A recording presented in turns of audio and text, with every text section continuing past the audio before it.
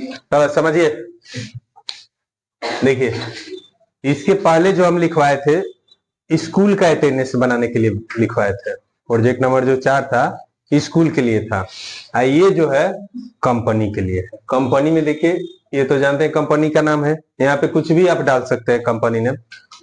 यहाँ पे एड्रेस हो गया, यहाँ सब्जेक्ट लाइन हो गया, यानी कि मंथली अटेंडेंस शीट।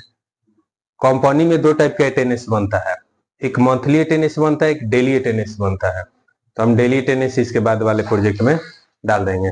और ये है आपका मंथली अटेंडेंस। अब देखिए इसमें सीरियल नंबर आ गया, नेम ऑफ द स्टाफ आ गया, स्टाफ कोड आ गया, डेजिग्नेशन आ गया, date of joining, gross salary. देखिए सैलरी सरकारी हो या प्राइवेट 3 टाइप का होता है। सैलरी जो होता है 3 टाइप का होता है, हम यहाँ पे लिख के बता रहे हैं आपको। एक होता है ग्रोस सैलरी, दूसरा होता है ग्रोस सैलरी, मैं भूल गया, स्टॉप करो। देखो एक होता है बेसिक सैलरी, ठीक है, एक होता है ग्रोस सैलरी, एक होता है नेट सैलरी। 3 टाइप का सैलरी होता है। बेसिक सैलरी यानी होता क्या है कि कंपनी के तरफ से फिक्स किया जाता है अमाउंट की, जैसे आपको मान लो कि 30,000 का सैलरी मिलेगा, गारंटी है 30,000 आपको एक महीना में मिलेगा। मान लो बेसिक सैलरी 30,000 रुपए है, ठीक। अब इसमें कंपनी की तरफ से जो परमानेंट स्टाफ जो रहते हैं उन लोग को कुछ कंपनी की तरफ से फैसिलिटी दिया जाता है, जैसे रूम रेंट, ठीक है। रूम भाड़ा जो है, आप कहीं भी रूम में रहिएगा, आपको कंपनी की तरफ से जो हाई मतलब की लेवल के जो स्टाफ लोग होते हैं उन लोगों को, जैसे मैनेजर, जीएम, आपका सीए, सीओ, ये सब जो होते हैं ना बड़े बड़े स्टाफ लोग, उन लोग को मिलता है, सब आदमी को ना मिलता है, हेल्पर वेल्पर ये सब को ना मिलता है। क्लियर है। तो जैसे मान लो रूम रेंट इसमें डाल दिया 10,000, उसके बाद फूडिंग का भी मिलता है, फूडिंग मान लो 5,000 रुपया फूडिंग का दे दिया। मोबाइल का भी मिलता है, मोबाइल खर्चा मान लो 5,000 दे दिया। उसके बाद कुछ और अदर एक्सपेंसेस मान लो 5,000, ठीक है, ट्रेवलिंग और भी बहुत सारा चीजें रहता है। तो इस सब को जोड़ के कितना हुआ, 30, 10, 40 और 15, 55,000। ये आपका हो गया ग्रॉस सैलरी, समझ में आया। अब ग्रॉस सैलरी से कुछ माइनस होता है, जैसे आपका पीएफ कटेगा उसी से, समझ में आया कि नहीं। पीएफ जानते हैं, प्रोविडेंट फंड।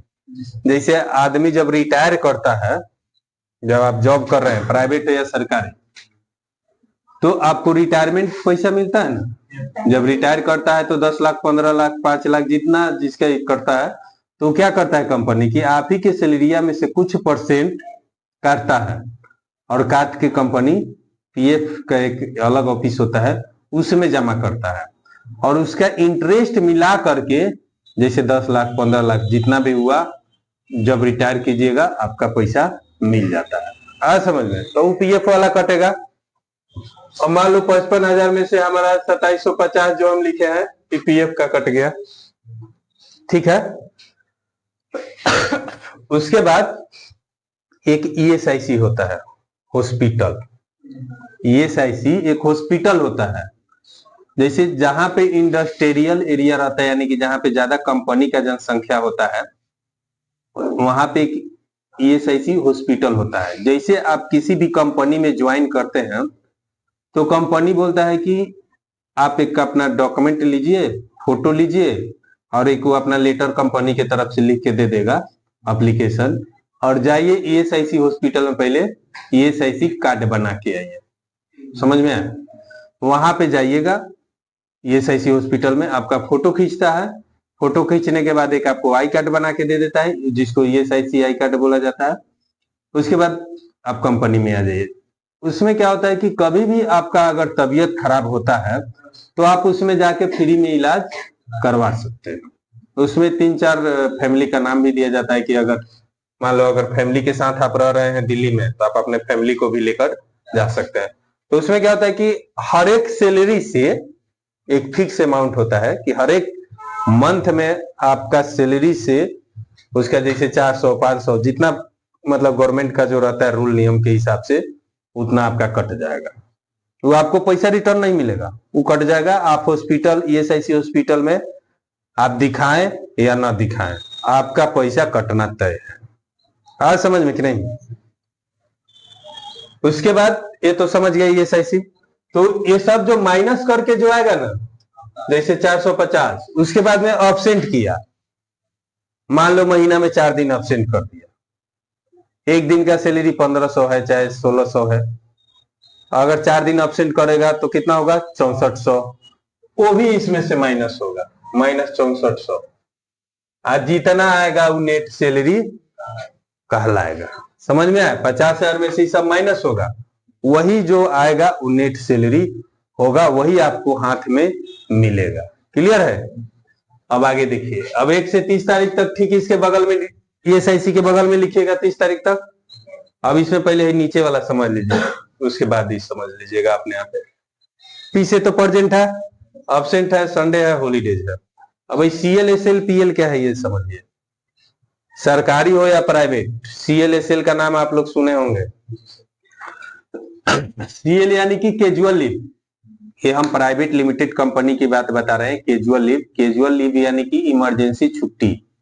जैसे मान लो कि दिल्ली में आप काम कर रहे हैं, घर से अचानक फोन गया कि दादाजी गए, तो आना पड़ेगा ना दादाजी के लिए।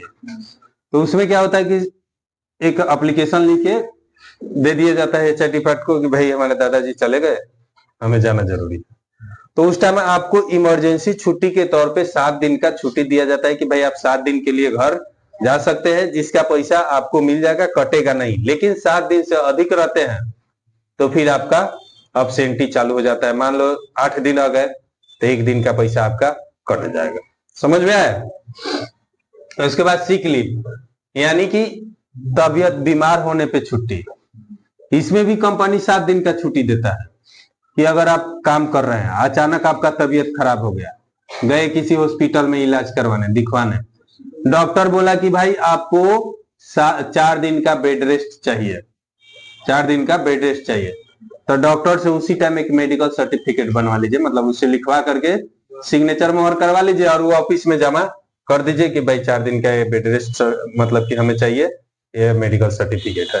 तो आपको 4 दिन आराम से बेड रेस्ट कर सकते हैं, उसका पैसा आपका नहीं कटेगा। समझ में आया? उसके बाद PL देखिए, परमानेंट लीव।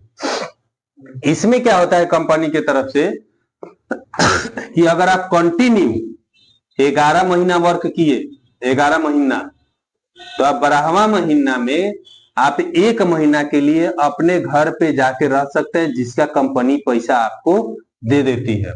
हर एक कंपनी में होता है कि आप 1 महीना के लिए साल में छुट्टी देता है कि आपको पैसा मिल जाता है, पूरा 1 महीने का कटता नहीं है। लेकिन 11 महीना कंटिन्यू वर्क कीजिएगा तब, ये नहीं कि बीच बीच में छुट्टी जा रहा है तो फिर नहीं मिलेगा।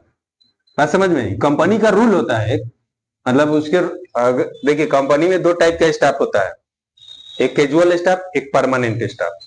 कैजुअल स्टाफ का कहीं भी रिकॉर्ड नहीं रहता है। कैजुअल स्टाफ का एक छोटा सा ऐसा रजिस्टर पे अटेंडेंस उसका बना देगा और उसका अकाउंट पे पैसा नहीं दिया जाता है, आपके डायरेक्ट हाथ में आपको मिल जाता है। लेकिन अगर परमानेंट स्टाफ होते हैं तब फिर गवर्नमेंट का जो रूल नियम होता है उस कंपनी के लिए, उस हिसाब से उसको रखना पड़ता है, उससे चलना पड़ता है। समझ में आया? परमानेंट लीव भी समझ गए? तो यही सब 1 से लेके 30 तारीख तक आपको भर देना है।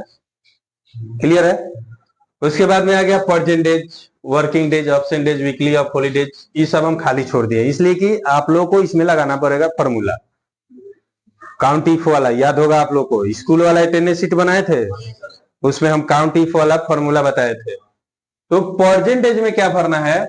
ऑब्सेंट को छोड़ के, मतलब उसमें फॉर्मूला नहीं लगाइएगा, ऑब्सेंट को छोड़ के जब वो ऑब्सेंट होगा, जैसे इसमें 2 ऑब्सेंट है तो 30 में से 2 घटाएंगे तो कितना दिन हो जाएगा? 28 दिन। इसमें 28 दिन सीधे लिख देना है, इसलिए कि 28 दिन का आपको पैसा मिलने वाला है। केवल कंपनी जो है ऑब्सेंटी का पैसा काटता है, बाकी SL CL PL इस सब का संडे हॉलीडे सबका पैसा देता है, ऑब्सेंट को छोड़ के। बात समझ में आया? उसके बाद में इसमें परसेंट वाला फॉर्मूला लगाना होगा कि कई दिन वर्क किया है, उससे पता चलता है। इसमें ऑब्सेंट वाला लगाना होगा, इसमें संडे वाला, इसमें हॉलीडेज वाला, इसमें CL वाला।